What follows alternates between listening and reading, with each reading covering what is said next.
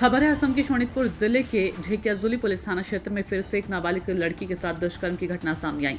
पिराकटा से दुष्कर्म करने वाले युवक को पकड़कर रात लोगों ने संगठन की मदद से ढेकियाजुली पुलिस को सौंप दिया। उल्लेखनीय है कि ढेकियाजुली पुलिस थाना क्षेत्र के अल्पसंख्यक समुदाय के युवक ने प्यार के बहाने एक हिंदू नाबालिग लड़की के साथ दुष्कर्म किया। युवक की इस करतूत के कारण 16 वर्षीय लड़की गर्भवती हो गई।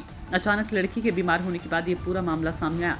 वर्तमान में दुष्कर्म की शिकार गर्भवती लड़की अस्पताल के बिस्तर पर मौत से जूझ रही है। असम से प्रशांत वैश्य की रिपोर्ट। ढेकियाजुली आरक्षी थाना एलेकार এটা যি জঘন্যতম কাণ্ড সংঘটিত কৰিলে, ধৰ্ষণতকৈ মানে জঘন্য।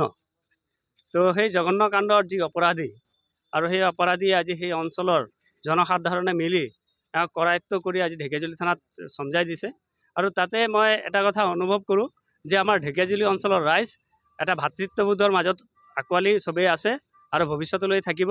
আৰু সেই যিটো ধাৰা সেইটো অব্যাহত থকাৰ আশাৰে মই প্ৰশাসনক অনুৰোধ কৰিম এই অপৰাধীজনক যেনেকৈ কঠোৰতকৈ কঠোৰতম শাস্তি বিহা হয়।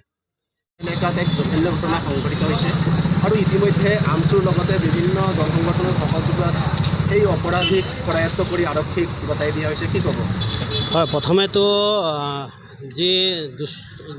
যি এটা বেয়া কামত লিপ্ত থকা আমাৰ সংখ্যালঘু মুছলমান সম্প্ৰদায়ৰ ল'ৰা, আমি ঘটনাটো শুনাৰ লগে লগে ঢেকিয়াজুলি আৰক্ষী চকীৰ ভাৰপ্ৰাপ্ত বিষয়ে আমাক সহযোগ বিচাৰিছিলে আৰু আমাৰ শোণিতপুৰ জিলা অঞ্চলৰ এটা টীম লগতে পিৰাকাটা আঞ্চলিক সমিতিৰ এটা টীমে ৰাতিপুৱাৰ পৰা এই অভিযানত লাগি গৈছিলে আৰু ল'ৰাখিনিয়ে খুব কষ্টৰে এই দুষ্ট মনৰ ল'ৰাটোক আজি ধৰি আৰক্ষীক গতাই দিছে। কথা হ'ল আমচুৱে কেতিয়াও দোষীক প্ৰশ্ৰয় নিদিয়ে। সি লাগে যি জাতিৰেই হওক, দোষ কৰিছে সি শাস্তি পাব লাগে আৰু কোনো আইনৰ সুৰুঙাত সি বাচি যাব নালাগে। যি এটা ঘৃণনীয় কাম কৰিছে তাৰ কাৰণে যেনেকুৱা পৰ্যায়ত যিমানখিনি শাস্তি পাব লাগে আইনে সেইখিনি শাস্তি দিয়ক, আমি সেইটোত সহযোগ কৰিম।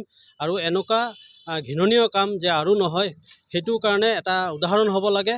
আৰু সমাজত এইটো আমি এটা মেছেজ দিব বিচাৰিছোঁ, আমচুৱে এই দোষীৰ পক্ষত কেতিয়াও নাই, অপৰাধীৰ পক্ষত কেতিয়াও নাই, লাগিলে সি মুছলমান ল'ৰাই হওক। আজি এইটো এটা আপোনালোকৰ ওচৰত উদাহৰণ এটা।